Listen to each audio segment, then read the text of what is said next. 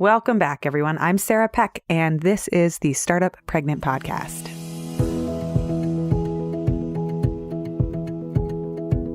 Courage. What does it take to build courage as a habit? And how do you incorporate courage into business building, which can be really hard? Also, how long does it actually take to grow a business? Today's interview is so great. We go behind the scenes of building a business with somebody who started her private practice on the side of her corporate job. And she grew it for as long as she could. And then she left her corporate gig, the salary. She scaled it up. She built a training program, and she's now in the 6th year of running her annual certification program. And she specializes in working with people on developing a key habit, the courage habit. Listen in today as we talk to Kate Swoboda of Your Courageous Life. We talk about what fear triggers us to do and how to work around fear, where exactly you rebuild your habits or retrain yourself and how to do it, the 4 different actions you can take to develop the courage muscle. So there's 4 really clear, specific actions you can take, which is great. If you don't know what to do, you can start with these 4. She shares her journey in becoming a parent and how challenging it was for her and how much she loves her kiddo. And we dive deep into her business journey, how she built it over time, how she grew it, and how she let it grow alongside her year over year. I love talking to entrepreneurs who have been in the game for 10, 12, 15 years, so we can really dig into everything that they've learned. And she shares so much wisdom with us, so I know you will love it. Welcome to the Startup Pregnant Podcast, where we talk to creative leaders about what it means to be an entrepreneur and a parent. I'm your host, Sarah K. Peck. There is so much to learn when it comes to pregnancy and parenting. You all know that I'm a huge fan of learning from experts and gathering your tribe of people to learn from. So one of the ones I highly recommend is called Alavita Nutrition. They are the sponsor of this episode, and they are a tremendous resource when it comes to food and health and wellness. Anna and Megan started the company, and they are registered dietitians and entrepreneurs, and they want to make eating good food and understanding nutrition easier for busy moms. I have been stalking their blog and reading all of the recipes, and now it makes a lot more sense why I crave a bazillion eggs and green juice during my pregnancy, because I understand the science behind it. If you want to learn more about nutrition and how to take care of your body before you're pregnant and while you're growing a baby and afterwards, go check them out at Alavita Nutrition. Also, for Startup Pregnant listeners, if you use the code StartupPregnant, you get 20% off of their self-paced programs or their nutrition consultations. I have all the links in the show notes so you can check them out. And thank you, Alavita Nutrition, for being the sponsor of this episode. All right, everyone, I am so excited to have Kate Swoboda join us on the show today. Kate, welcome to the show. Thank you so much for having me. So I have so many questions for you. I have so many questions for everybody I interview. That's how this show works. The first one I want to ask you is, can you tell me what time you woke up this morning and what your morning was like? I woke up at 7:30. My husband actually was waking me up. He's that fabled fantasy husband who gets up earlier and starts breakfast and everything, which is pretty amazing. Let's see, got up. My kiddo was still lazing away in her bed, and I went over and was like, "Hey, baby," and got her to walk out to the couch with me. We snuggled and watched Dad finish up breakfast. We all had breakfast together as a family. I had a lot of coffee, and then she headed out to preschool. He dropped her off, and then I got started on my workday. What time did you start on your workday? Well, before I started on my workday, I try to have a little mental buffer. So usually she's out the door around 8:30, 8:45, and I don't officially start my workday until usually around 9:30, if not a little bit later. And that's just more recent because with the book coming out, there's just a lot more to do. If I had less to do, I would actually spend the entire morning just kind of slowing down, reading, writing, creating that creative space that really, at least for me, can only happen when I have some time that's unstructured. Today I got started about 9:30, and before then, though, I was taking a little bit of buffer time just to read some books, chill out for a bit, catch up on the news, which is always a little bit of a heartbreak. And then I got started on my day. And it's usually checking in with email first. I had a to-do list that I had written out last night because I was having some trouble falling asleep. And I was like, all right, I need to sit down, write out my to-do list because I keep thinking of all these things I need to do. Wrote up my list last night, had it ready, got started. And do you work from home, it sounds like, or is there an office you go to? I have a home office. So I have a lovely room that is hilarious. It's a white couch, white curtains, white desk, white topped coffee table, white side table, and a kind of creamy carpet. When people tour the house, I'll jokingly call it's the sanitarium. But yeah, I have a home office. It's like a complete mess most of the time.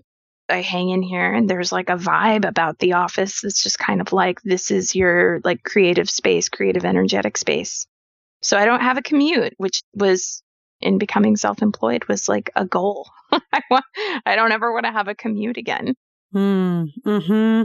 Oh, and you have been self-employed for a while now because you started your business in 2006. So it's been 12-ish years. Can you take us way back and talk about the early days? Why did you start your business and what is your business?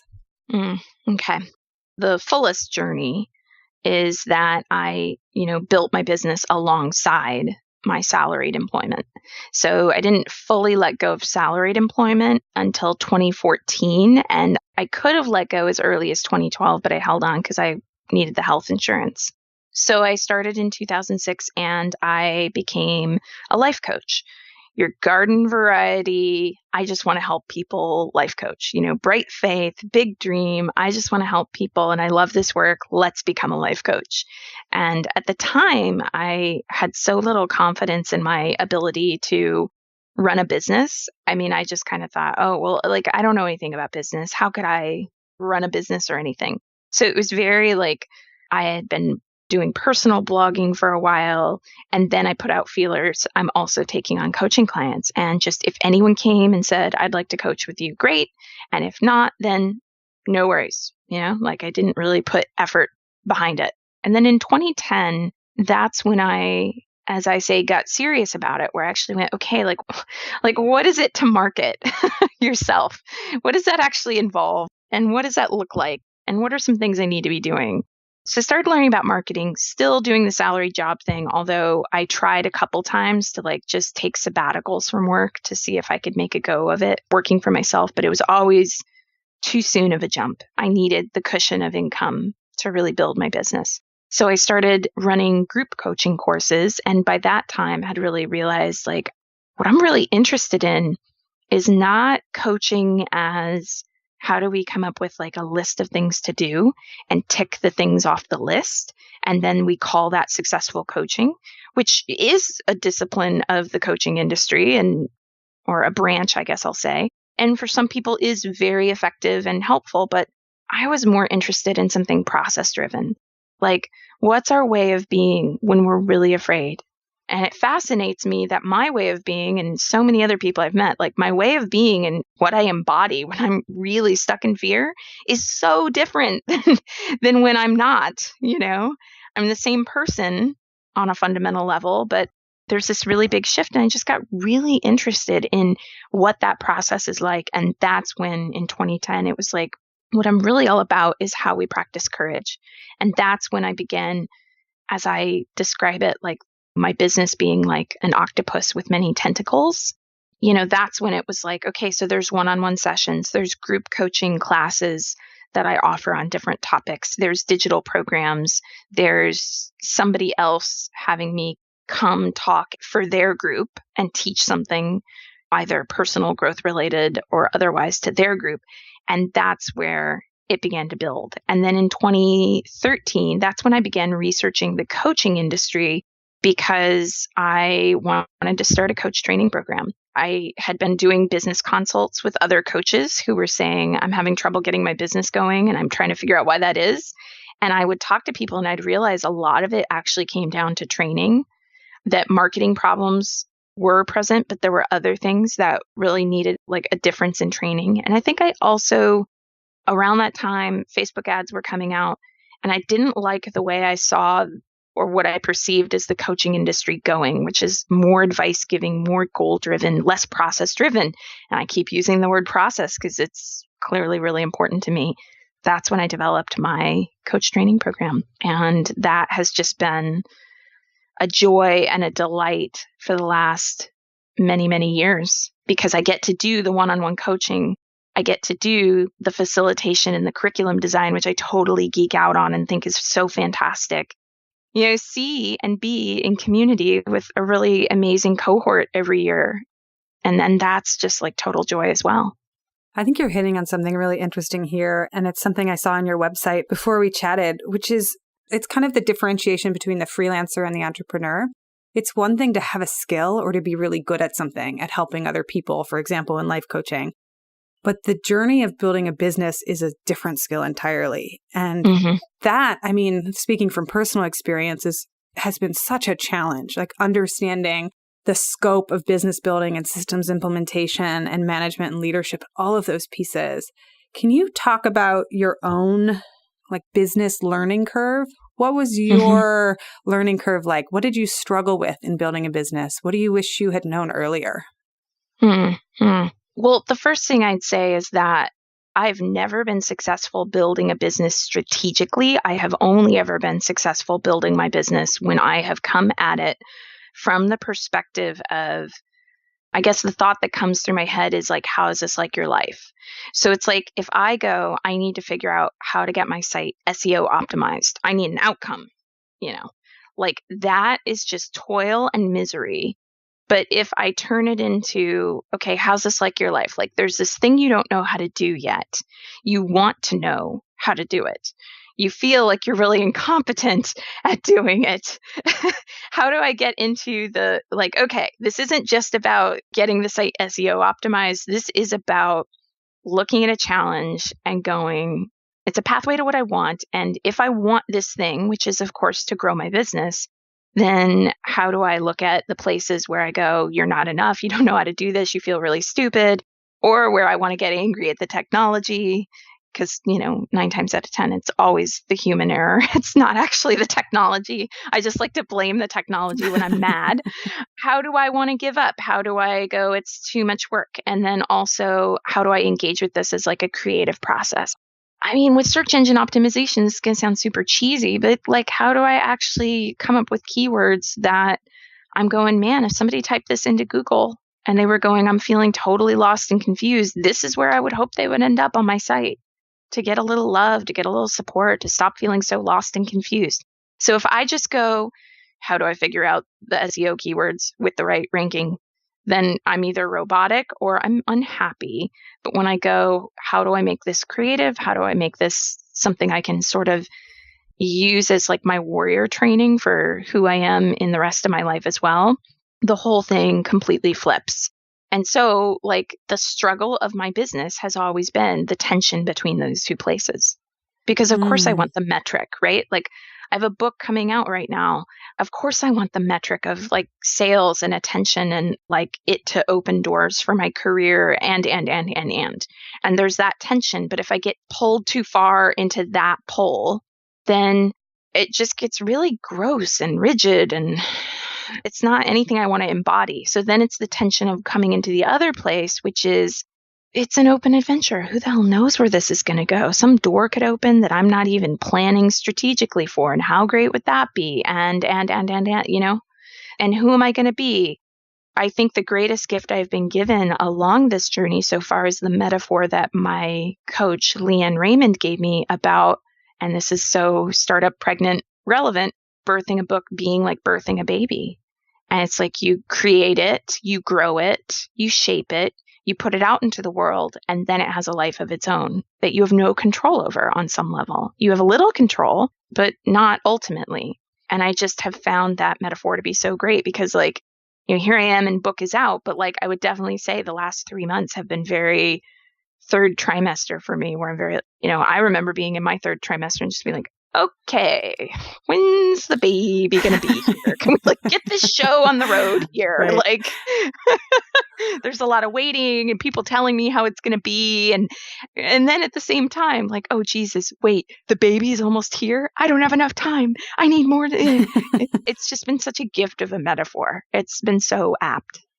Oh, that's great. And it's so true, too, because it's not like the birth of the book arrives and then there's no work afterwards. Right. Oh, now it's easy. It's no, now you have a newborn and you have all this inbound stuff coming your way and all the work of marketing and ongoing marketing and launching and telling the story and connecting. Yeah, I love that. I was just talking to somebody else, a man friend of mine who his wife had 2 babies, and he said, each time my wife had a baby, I wanted to birth something too. And I was really into this as a thing, and I needed to have my own creative project. And I was like, yes, this is for all of us. Whether or not we have babies or not, if we're creative people birthing different things in the world. And the cycle is pretty on point. There's a postpartum period it doesn't matter what project you have. There's a hangover for each project, at least for me. Yeah. No, I'm a believer. I'm picking up what you're putting down, sister. I think this is so interesting, too, that you have taken such a conscious effort to use the metrics and use goal setting, but also have a high level of awareness that it's not enough. It doesn't capture the full picture. And that is what led you to launch an entirely new coaching certification program. Can you tell us what that looks like, both for people who want to join it and how it runs, but also how did you decide to build this thing? What was the impetus there, and what surprised you in building it? So many questions. So if I miss one of the pieces, I'll repeat them. Just pull me back in. I just asked you 14 questions. Okay. Well, first of all, let me just say, when I first realized I want to do a coach certification program, I didn't even act on it at first because the voice of fear, I talk a lot about fear, and for your audience, maybe they haven't heard of me before. I think fearless, no fear whatsoever. I think it's BS. I don't think it exists. I think that anyone who tries to sell, you'll be fearless if you do my program or my process or read my book or whatever, is lying to you. I think that we can learn how to see fear as part of a process. And it's helpful even to not pathologize fear, to not make it wrong for existing. It's a different approach, different orientation to fear. I'm not trying to get rid of it. I still experience fear, and I experienced it then, even with what I knew then. And so what originally came up is, who the hell do you think you are to certify people as professional life coaches? Who's going to take you seriously with this? Who's going to, come on, please. So I didn't even act on it right away. And this is, I think, one of the hacks I've learned to kind of let my fear have some space, because my fear didn't want to take serious action, but to also not get totally stuck in not taking any action whatsoever, which is I just started doing the kind of idea bucket method, the little scraps of paper, and you're reading some book and then it's oh, this could be tied to this. Oh, wouldn't it be cool if? And then all the pieces started to come together. I began talking to more people about it. And thankfully, I talked to the right people, because they were people who said, oh, wow, that would be so great. You'd be so good at this. I remember getting on the phone with Molly Mahar of Stratajoy, and I was trying to figure out what format, what structure would I want this coach training to take place. And I asked her about a group coaching program that she ran, and she said, we always kick off with an in-person retreat, and it's really great for bonding the group. So I was like, oh, that's what I'll do. And it has been wonderful to have that, to not just have it be completely remote. So all these pieces began coming together. And one of the things that was also important is it's this, again, I'm talking about these poles and the stretching between the two poles. There's kind of this super regimented, very ICF core competencies. Make sure you hit these, got to have a high level of integrity and rigor. And that exists within me. So I wanted that in our coach training program. I don't think it's right that there are people online who are watch a couple videos and become certified over the weekend. These are human beings you're going to be working with. We need to have some integrity here. But then there's also this part of me that goes I see coaching as craft. And it's spontaneous and it's intuitive. And that's the more woo end of things. There's no way, you can tell me, that the only good coaches are those who follow this tick box of items. No.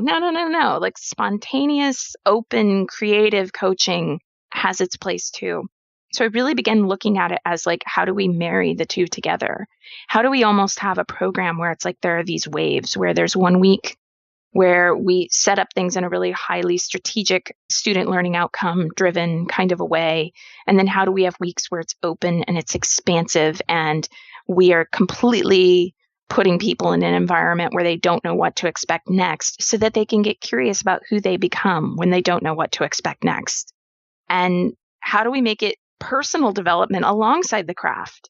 Because great coaches, I do think, work on themselves and they go, what are my hidden spots where I don't see the thing that's right before me? You can only take a client, I think, as far as you yourself are willing to go. So how do we combine that? And I have a background in facilitation. And in fact, I also have a facilitation program where I teach facilitation and curriculum development.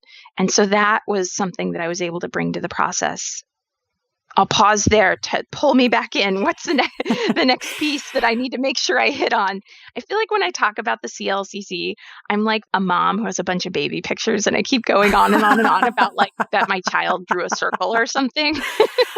And like you have to kind of stop me and like get me focused again because I just love it so much. I love all the details because I love hearing about like how people think about the curriculum and what goes into it because everybody who is building a business, there's so much depth and thought that goes into it. And I love hearing about the program. So how long is it and how many people are there? And you said now this is your 5th year? Am I catching that right? Yeah, 2019 is going to be our 6th year. So we're in the middle of our 5th year right now as we're recording this. And 2019 is going to be our 6th year.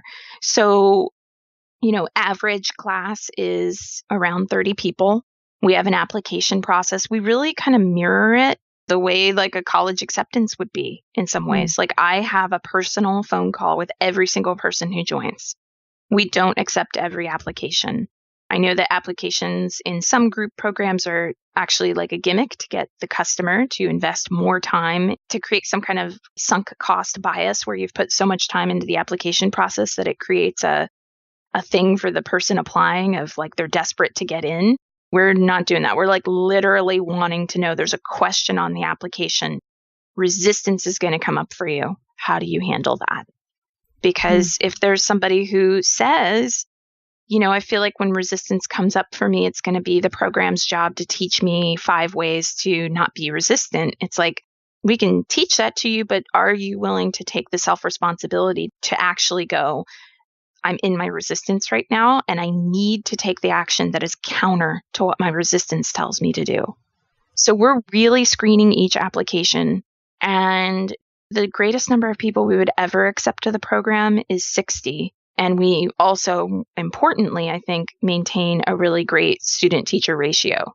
It's not just me running the program. I bring on other experienced, brilliant, incredible people who help me to co-lead the program. And I want people to get personal attention and feedback on their coaching.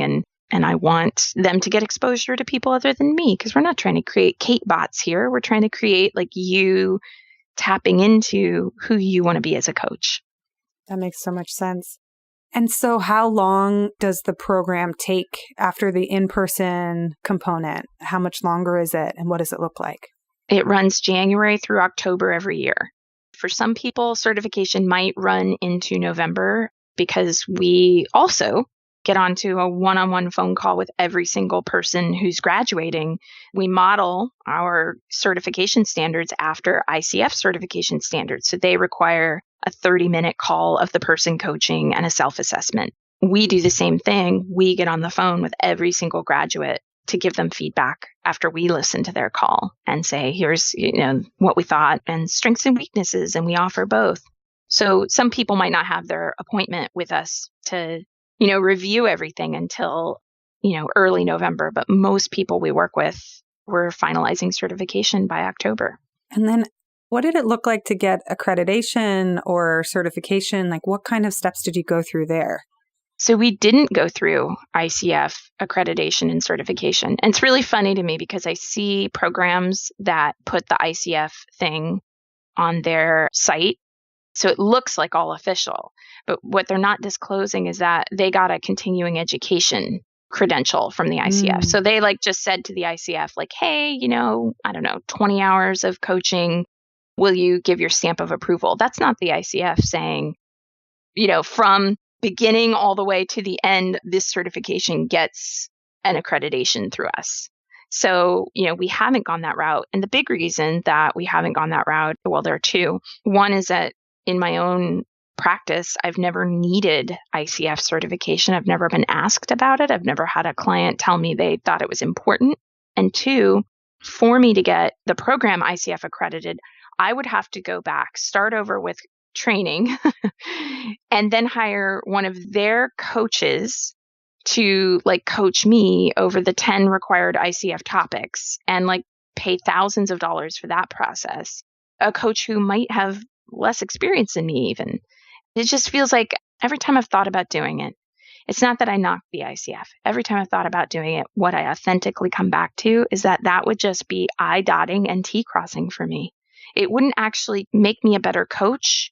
It wouldn't actually mean that I could deliver more. It would be paying for a piece of paper to have a credential to show someone to prove myself. And I would rather put that effort and time and money into my own education on topics that interest me rather than pre-programmed coaching from a designated ICF coach, and into the program and into the trainees and into delivering more value. Value doesn't come in a piece of paper that says we stamped you as valued. Value comes in how you show up and your presence. And I think too, I'm just past the point of my life. I was in a job before all of this where I was constantly trying to prove myself. And that move for me right now would just be trying to prove myself. That's how I feel sometimes about getting an MBA. I've thought about it a lot.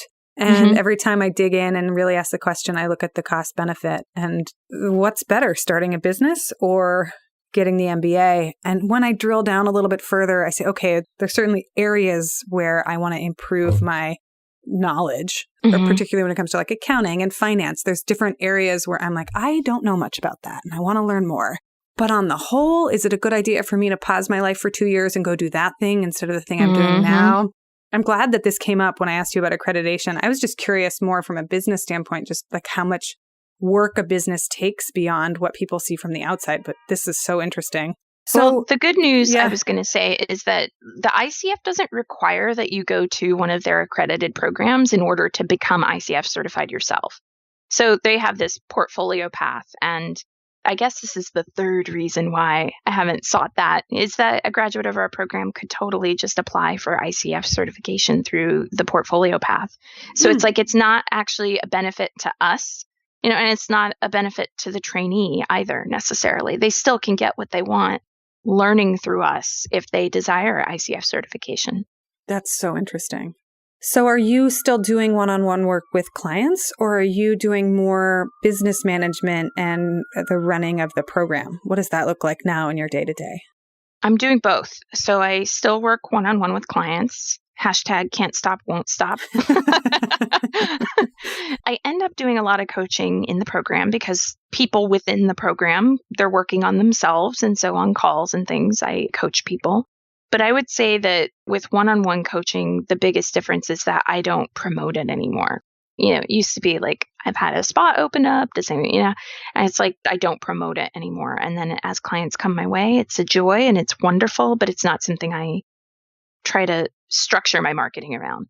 So the running of the program becomes the new job, which is really cool. I work with a team. Our leadership team this year has 9 other people on it besides me. So I mentioned a student-teacher ratio before. And this year, I think we've got 1 person in a leadership role per 3 students in this year's program. It's a very high ratio. Then there's all the stuff, right? There's Divi, the theme, WordPress theme doesn't update and, knocks my fonts out of whack. And I have to go update that plugin or get stuff scheduled into Buffer for social media and, try to arrange my book tour and. So tell me about layering a book into this too. So now we've gone from 2006 to 2010 to leaving the corporate gig in 2014 and launching the coaching training program. And now you've got a new book coming out. Tell us about what the book is about and what was the spark that caused you to write it? So the book is called The Courage Habit, and it's about how we can identify, everybody goes, well, I want to be more courageous. And we usually think of it as like you got to pump yourself up to feel more courageous in your life. So what the book was going to be when I signed the contract ended up being completely different than how it came out. And I can tell that story. So what the book is about how we identify fear-based behaviors that have become habitual and then go, okay, here's what the research says are courage-based behaviors that you can make habits to become more resilient, to become more confident, to become more courageous. And this is applicable to everything, to parenting, to so many things. I've rigged habit formation in my favor to get my almost 4-year-old to bed. It's been brilliant. It works. What the book was going to be when I first wrote it was actually based on a personal growth and development program, the Courageous Living program that I had self-published. And I got the book deal. And I mean, traditional publishing moves at a glacial pace compared to, the online world. So it was years ago that I inked the deal. I'm procrastinating on getting my initial chapters into my editor, and something in me goes, I'll just learn a little bit about habit formation. How does that actually work in the brain? Because we had settled on the title, The Courage Habit, because it was like, okay, great. Courage, let's look at it as something that you visit daily. So I started doing this research on habit formation. I had this eureka, holy crap moment of going, this actually totally fits with how I've been talking about practicing courage. So I talk about practicing courage as you feel afraid, but you respond to the fear differently. You dive in anyway. And that's what enables you to transform. And habit formation is saying that there's a cue, a routine, and a reward. Like you feel a cue of fear, you go into a particular routine, and a fear-based routine is one like procrastination or self-sabotage, to get the reward. And with fear-based routines, it's a temporary reward. Like if I go into perfectionism when I'm really stressed out, I temporarily feel more in control, but it's not a long-term reward. And I was reading this research that said that if you want to change a habit, you can play with cue and reward, but the most powerful place, says Charles Duhigg in The Power of Habit, to change a habit is at the routine. So that fit as well with this idea of feel the fear, dive in, transform. Like feel the fear. Instead of practicing the fear-based routine, go for the courage-based routine and develop that so you can get the longer lasting reward that can come out of a courage-based routine. And there were 4 specific actions or behaviors that the research really showed promoted courage and resilience and self-trust and all that good stuff. It's been really amazing. It's been something I continue to practice myself, even, getting a book out into the world or opening the training program, because I feel the fear. You're never going to get rid of that part. And it's about, do I go into my fear-based routine and strengthen that habit, or do I try to interrupt the habit and go into a courage-based habit and really strengthen that as my response? Okay, so you're blowing my mind, and I want to know, do you have specific examples where you've changed a habit or where your clients have changed a habit that you can share? For sure. Okay, so they're all over the book. Like I talk about it, it sounds really theoretical, but actually there's just so many narratives throughout the whole thing. First, I'll just say before I tell a story, the 4 specific courage-based behaviors are accessing the body, listening without attachment, reframing limiting stories, and reaching out to create community. And so with all of those, these are the things you want to be doing when you feel afraid, instead of going into perfectionism, people-pleasing, self-sabotage, pessimism, which is where most of us get stuck in our fear. An example that I know I felt that also points to how this is very process-driven and it's not a guru model where I've got it all figured out. It's an intentional practice would be, after I launched my very first course ever, I enrolled like 60 people, which was staggering to me because it was really great to get that many people. I'm not talking about the coach training program. I'm talking about ages ago when I first ran a group coaching course. So I get 60 people and one of them wants a refund within a week. And I'm completely spinning about that. And then there were some people who, like, instead of participating in the larger group, were like emailing me off to the side to ask questions and talk to them about their process. And I'm just going, it's supposed to be group coaching and they're not, being part of the group. What am I going to do? And I just like basically was freaking out and feeling like a real fraud, by the way, during much of this time. So I end up running into a friend of mine who's visiting San Francisco. We're walking around and she had run a number of workshops and she goes, how'd it go? And I'm like, all right, I'll tell her the truth.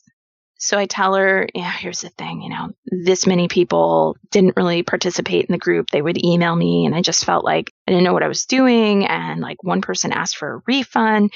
And she is basically like, hold on. Kate. Let me get this straight. You had one person out of 60 ask for a refund and you think you failed? But this was the thing, is that I had not been practicing reaching out and creating community.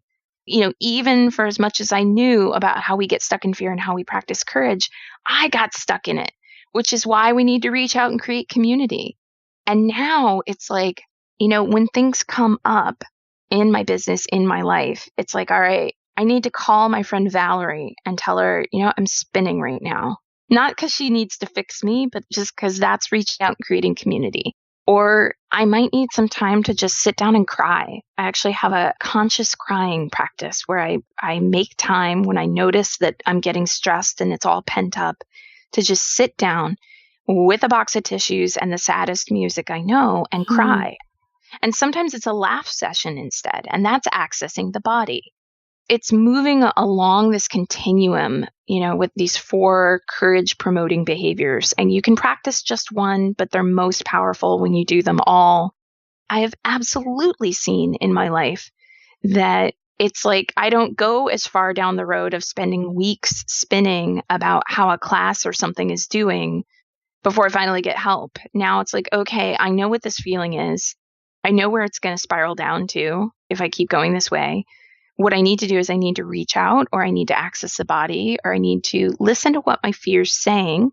So it's just a wound. It's just afraid. It wants help. I need to reframe limiting stories, limiting stories such as, if one person asks for a refund, you're a failure. All those things, they keep coming back in over and over and over. And it's, I think, an ongoing practice. So what you're saying is we have these fear-based habits. We get stuck inside of fear, and we usually go to maybe these short-term rewards. Like for me, it would be, oh, I'm just going to check Facebook really quick. Like I'm on my phone and I'm like, oh, I'm so paralyzed by like all these emails. So I'm just going to check Facebook. That'll be easier. They create like short-term pleasure, but they don't actually help us create a courage habit. And you're saying that there are 4 ways to build courage habits, and they're predictable and they're known. Yes. Wow. Yes. So I'm going to go over them again just because I know people listening, like, when you hear something once, you're like, wait, I need to repeat this. Totally. I know that. Accessing the body is the first one. So just like feeling what you're feeling in your body. Mm-hmm. Yeah. Fear is not logical. It's primal. There's a lot of research out there all about how people don't make decisions in their best self-interest logically. They make it based on what they feel. So the fear is huge with that. So accessing the body is a great place to start. So if I'm super stuck or stressed out about something, or I feel like I'm not making progress on a launch, actually the wisest thing I could do might be go to a yoga class or go for a walk. Yes. The intentionality of actually going, okay, I'm trying to process something out here, add something to it. If you just go to yoga, you go through the poses by rote. That's not going to be as effective as actually going like, okay, on every single exhale, I'm going to push that stress right out of my body. Okay. And the second one, it sounds like your friend actually did this when you reached out, the listening without judgment. Like that's something community can be really good for. It's like, what's actually going on? What's in there? Yeah. It's listening without attaching to what the fear says as though the fear is telling the truth, or as though your next action should be dictated by the fear. And the metaphor I'll sometimes use is my daughter, all of us as parents, when she has done something repeatedly that I've asked her not to do. We do consequences in our home, and it's not like hitting or something, but like a timeout to take a breath. And she didn't like that. And so she'll say things to me like, "You're being mean to me," and it's like listening without attachment means I hear her words, but I'm not attaching to them as truth. I don't actually think I'm being mean to her. I think she believes I'm being mean to her. I think that it warrants a conversation. I want to validate the fact that that's the truth of what she feels. But I'm not going to then go, oh God, she thinks I'm being mean. I'd better give her cookies and ice cream for dinner. Like, no, it doesn't work that way. There's listening, but it's not attaching to those words as though they're true. Yeah, that's so interesting because that's actually something my partner and I do, maybe not with that label or that intentionality, but sometimes I just have to say, like, I have to just work through all this crazy stuff that's coming up. And like, can you just hear it and know that it might not even be true, but it's stuff. And then we just kind of work through it. It's like when you leave, like, I feel like you don't even like us and da-da-da, and then this is happening and this is happening. And obviously you do it on purpose because blah, blah, blah, right? And like, it's something else is happening and it takes all of that processing for us to get to the bottom of it, where it might be like, I'm lonely when you're gone because I want more help. It's like, oh, okay. Right. And just that listening without judgment where he's like, he doesn't respond immediately and say, am not, or like R2, because that's not a productive conversation. Okay. Well, I know you do Imago, and that's got roots in Imago. So yeah, I mean, I've done Imago through couples counseling as well. And I mean, the technical term for what we're talking about is cognitive diffusion, like diffusing the power of a voice. Yeah. Anyway. And then the third one is reframing the limiting stories. I don't know if I wrote it down correctly. Yes, okay. You totally got it. And I like to differentiate. It's not reciting positive affirmations. This is like an actual tool used in several psychotherapeutic disciplines: narrative therapy, dialectical behavior therapy, acceptance and commitment therapy, cognitive behavioral therapy. You're just trying to state the truth, but stretching into more of the positive and being more objective. So for sure, I'm a mom. I have a heart. When my daughter says you're being mean to me, it pulls on my heartstrings. Like, I don't like the idea that she thinks I'm being mean in that moment. Yet I also don't like the idea that, the 5 conversations that I've had very logically and reasonably just have not resulted in the behavior change that needs to happen. Reframing a limiting story is like, instead of going, you're a mean mom, let's reframe that story. Okay, what's actually going on here? Let me take a breath. That's more accessing the body. I'm hearing the voice of fear that's saying, you're mean. It might be true. Let me check in with myself and my own integrity. Is there an edge to how I'm talking right now because I'm just frustrated and at my limit? Can I dial that back? Is there a support that she needs? Like, is she spinning? Is she not realizing why I've asked for a timeout to take a breath? Maybe that's a communication we need to have. But it's just basically like slowing down and going, okay, do I feel okay with what's actually happening right here in this moment? What would I like to do about it? It can apply to so many things. I'm not enough. Well, objectively speaking, I don't know if I'm quote unquote enough by that metric system that job or that person is expecting. I could check in and see what they're expecting. I could communicate my own expectations. I could be willing to trust that if I make a mistake, I have the capacity to do it over. That makes so much sense. And then the fourth one is, I think, just so critical, that reaching out to community. When I'm in my own head, it's such a hard thing to do, but talking to another human or going to a trusted Facebook group or going to a place where I know that people won't judge me and they'll listen can really help. Yes. And it's funny, it's the one I resist the most. And that was the hardest chapter for me to write of the whole book because, one of the things I talked about with reaching out and creating community is actually being intentional about how you practice that step, because there are people who have courage-based values and then there are people who operate from a place of fear. So if you're about to get your startup off the ground and you're pregnant, the person that you want to go talk to about that is not the, sister-in-law who historically every other time you've talked to her about one of your crazy entrepreneurial ideas that's so awesome. And it's like, if she's going to be like, wow, sounds really good, but are you sure that with being pregnant now it's the right time? I'm just asking. It's like, that is not the person to go to. Okay. She's asking that question from the fear-based place of, you'd probably fail if you did it that way. You want to go to your friend who's like, you know what? I know what you're capable of. I think one way of reaching out and creating community, listening to the Startup Pregnant podcast. Like, this is community right here that's supporting courageous values. Just because you aren't talking to, Sarah in real time doesn't mean that she's not part of a framework of community. And don't get me wrong, real-time communication is important and I think is higher on the beneficial scale. But surrounding yourself in what you listen to, what you watch, what you read with other people who are really encouraging the direction that you want to go in, I think can really bolster that. Right. There's something powerful. And I feel this way about other podcasts too. If you are a mom or you're thinking about becoming a parent and you're doing a business journey, not going and asking your, 50-year-old father-in-law for advice. Mm-hmm. Maybe they have amazing advice on things, right? But they might not get where you are right now. And thanks for saying that out loud, because sometimes there's such warmth in hearing other women's stories and just being like, I'm not alone. These women have done things like this and they're talking about their fears and their insecurities. And I feel less alone because we've got a lot in common. Yeah. Yeah, so, absolutely. I haven't even asked you about your parenting journey yet. We've been able to go so much into the business and the book and the courage stuff I really wanted to get to talk to you about. But also you have a kid. You have a 4-year-old. I have an almost 4-year-old. Yeah. Yeah. Oh my gosh. So tell me about how that weaves into all of what we've been talking about. First, let's start. Did you know that you wanted to have kids? And with all of these questions, you can reroute in a new direction if you don't want to answer the intricate details. Tell us about the journey to becoming a parent.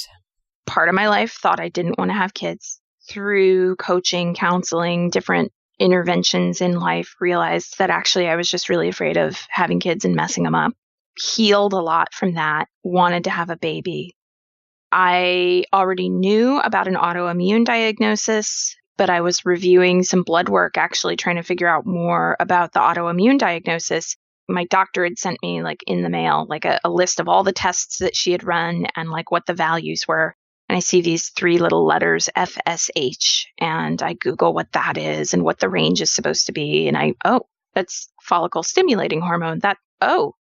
That's supposed to be under, I remember the top level of that was supposed to be a 10 and I was at a 12. I was kind of, all right. And it had been 6 months since I had that test run and I start going back, okay, fertility, what's that like? And had more tests run. And then my FSH had already jumped up to 26, I think it was. And then I started, Googling infertility research, and it's infertility clinics won't even take you if you have an FSH over 25. It's considered unethical, or they're not supposed to, or that's what I read. And my progesterone was next to nothing, and you have to have progesterone for an egg to implant. And then it was oh my God, test results not looking good. I go see a fertility specialist. He recommends, after running tests, that I do Clomid injections into my abdomen to boost egg production. Did 2 cycles of that, went in for the follow-up ultrasound. I'm not even getting follicles. And you got to have a follicle before you can get an egg. So it's looking like it's not going to happen. And that was devastating to me. It was the strangest grief because I was all over the place with it. Around the time that I was trying to get pregnant, there was this reality TV star who, on her show, she was just constantly getting drunk and using her body like a distillery. And then she got pregnant. And I remember crying, my husband, and just raging, just you treat your body like a trash receptacle. And here I am, and I'm plant-based, exercising, meditating, yoga going, taking all the supplements. This is just not fair. And it was devastating. It was hard. I had a couple months where I was grieving it and processing it. And then I had a session with my coach where, he said, what's it going to look like to have a good life without kids? I said at first, I don't want to answer that question because then that'll be like saying it's true. And he said very gently and kindly, but directly, I am saying it's true. I'm saying that you can look at what it's like to have a good life without kids. So all the infertility stuff had failed. And after that session, I went back to my husband. We started talking and we made this like bucket list of all this cool shit we wanted to do. And we started going, how awesome will it be? We won't have kids. We'll be dinks, double income, no kids. And maybe we'll adopt someday, but that just isn't in the cards right now. Right now, we're just like so wrecked from like, I don't know, 9 months or something of trying treatments and failing and the grief and all of it that, we're going to like go have fun. So we go have fun. And around that time also, imagine that. That's when I'm like, I want to start a life coach training program. like I think that if I had known that it would be easy to get pregnant, I might have gone, oh, too big for me to handle. I want to focus on having a baby right now. But once that was taken off the table, it was like, all right, what do I want to do? What are the big, bold, things that I say to myself, oh, be realistic about that I want to do. And that was what I wanted to do. So all of 2013, I'm researching, I'm talking with the ICF about what their expectations are for core competencies. I'm talking to master coaches who have been doing this for 20 years before coaching was even known. I'm all the stuff. And I start enrolling people for the coach training program that's going to happen January 2014. And in October of 2013, my husband and I were like, we're going to go out for dinner. We've never done this before. We're going to buy a bottle of champagne and we're just going to we've never done that before. Just buy a bottle of champagne because he had helped me launch a website. And I was like, all right. And so I didn't even tell him I was going to take the pregnancy test, but I was like, well, about to go drink myself under the table tonight intentionally and just be completely crazy because I've never done this. I'm going to take a pregnancy test just in case. I didn't even tell him I was going to do it. And I took it and it was positive. And so I'd gotten pregnant without any medical intervention somehow. And that was the happiest day of my life. I feel emotional even thinking about it. I have never in my entire life been happy, levitating happy for 24 hours straight. That was, I'm like crying now. That was it. It was just, she's just the most wanted kid in the world. Oh, what's it like being her mom and what's she like today? What was becoming a parent like? I started relying on support a lot more, because I was pregnant when I ran the first iteration of the training program. And I feel so lucky for the support that I received. She is, she's so feisty and willful, but also incredibly sensitive. What's it like parenting her? I mean, she makes a lot of sense to me. That sounds really weird because usually 2 and 3 and 4-year-olds are said to not make a lot of sense. But she makes a lot of sense to me in that I really see that when she knows what the boundaries are, her whole system somatically calms down. So when she doesn't know what the boundary is, she'll ratchet it up to kind of the next level and push another boundary and another one and another one and another one. And then, the intervention at that point, to say, no, I'm telling you to stop doing that is usually a meltdown. But when I just observe her, it's just actually, if you just take some time to explain to her, we're not going to do that right now. We will do it later, but we're not going to do it right now. First, we're going to do this. 9 times out of 10, she's awesome. And I'd say the hardest part for me of being her parent right now is that I'm a mother at a time when parenting, especially for moms, is incredibly dogmatic. And I live in Northern California. And from what I understand, Berkeley is ground zero for the detonation of the dogmatic parenting bomb. I live in Sonoma County and there's just a lot of dogmatic stuff. And I don't have an issue with anyone raising their kid according to a particular dogma or philosophy, I should say. That's a more respectful word, and that's really what I mean. But I definitely have a problem with, if I do cry it out for sleep training, a parent looking me in the eye and saying that will psychologically damage my child. Because just any of that stuff, anytime you look a mom in the eye and say she's psychologically damaging her child, you're being a craphead. I don't know if I can curse on this podcast. I'll say yeah, a craphead. You totally can. And craphead, I don't know if that's a curse word. A, you're being a jerk. B, you're wrong. You're actually wrong. There's my indignance. You're actually wrong. Yes, if you leave children in a playpen to cry constantly, then yes, that will psychologically damage them. But cry it out as a sleep training method is not going to damage a child. And in fact, it was how I was sleep trained and my husband was sleep trained. And it was how my daughter is sleep trained. And she is securely attached and she is not psychologically damaged. That type of stuff drives me crazy. That's so funny. What you said too about boundaries for your child, I feel like that applies to all humans. And especially in business, I think one of the trappings of business or one of the hardest things is that managers often aren't very good and they don't create clear boundaries for their employees, which causes a lot of angst and exhaustion and overwhelm. And so it's just the same rule as applied to your kid as it is to adults. So often when I see my little one, I'm like, oh, if I just did this for adults, that would make everyone's lives easier.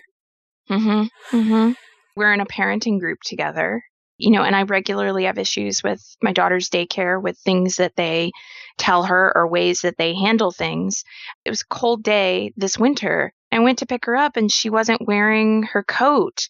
And I was like, oh, she's not wearing her coat. And they were like, yeah, we asked her to put it on and she didn't want to. And I'm just sitting here like, are you kidding me? Pin her down and put it on. But it's this whole philosophy that if you override the child's decision, you're somehow destroying her sense of agency and her ability to make her own decisions. I'm like, that's ridiculous. It's freaking 50 degrees outside. You're the adult. Make her put on the coat. It's like shirt, shoes business. Again, there's another analogy. You wouldn't serve somebody without a shirt on So we could have a whole nother episode about this because there's anytime.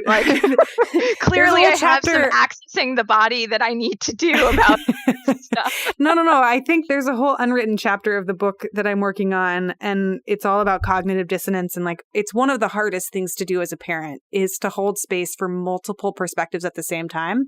It's an area of wisdom as a society that we're not taught how to do very well. We get through adolescence, we get through early adulthood, but we don't get to the place where we're able to say, oh, I chose this and you chose that, and both are true. Yeah. It's a really hard thing to do psychologically. You probably know all of this. And I've watched it in myself. If one person chooses to breastfeed and then someone else formula feeds, there's this thing where you have to make the other person wrong to keep yourself safe. Oh.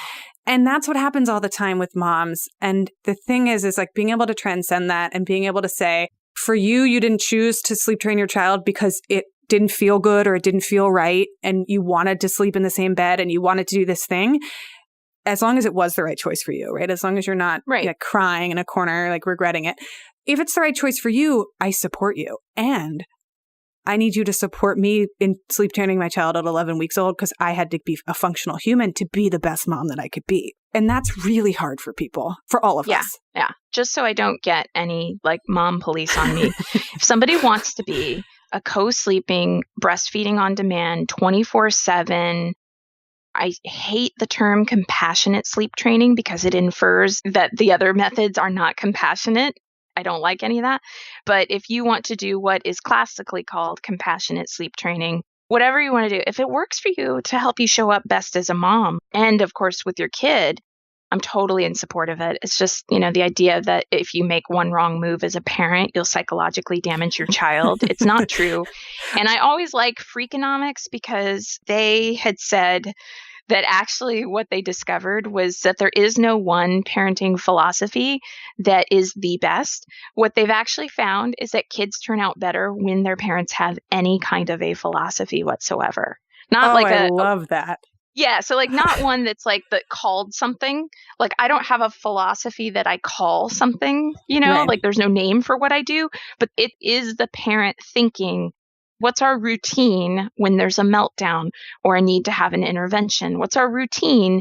What's the best way, to sleep train my child? As long as you're even thinking with that level of presence, that's all that actually matters. I think it's just called consistency, right? At the end of the day, presence or intentionality, consistency, intention. Yeah. Oh, I love that you said that. That's so generous too, because there's so many different mamas and there's so many different ways to do this. Barring a few total outlier exceptions of things that clearly as a society we say, actually, no, that's not okay. You're all doing great. You're doing wonderful. You're picking, you're choosing, you're figuring this crazy hard thing out, and we're all going to choose different things. I feel like I need to whisper this, but we can be on the same team, Yeah. We can support each other. Ooh. Yeah. It's all good however someone wants to do it. Yeah, you have said it beautifully. Thank you so much for being here, for being on the show and doing such a long interview with us. I had so many questions for you. Where can people find out about you and your book and follow you on the internet? What are your social links and all that? So many places. So Courageous Living Coach certification is over at tribeclcc.com. Your Courageous Life for personal coaching info and really like reading about courage. I love to write about courage. And so if you want to fill up on that, that's a great place to go. The book is, I love saying this, it's at Amazon and fine booksellers everywhere. The Courage Habit. And I'm going on a tour during the month of May. Maybe I'll be in your city. And then social media, I'm Kate Courageous on Instagram and I'm Your Courageous Life on Facebook. Thank you again so much. And everyone listening, all of those links will be in the show notes. So you can just click through and you can find out all about her and her book, or maybe you'll see it in a bookstore. Thanks, Kate, for being here. Thanks for having me. And I always say this and I mean it. Leave us a review on iTunes if you like our show. It takes a few seconds and it really does help us a lot. If you want more of what we're talking about, go over to startuppregnant.com and get on our email list. We send out a weekly newsletter with time-saving tips for parents and entrepreneurs.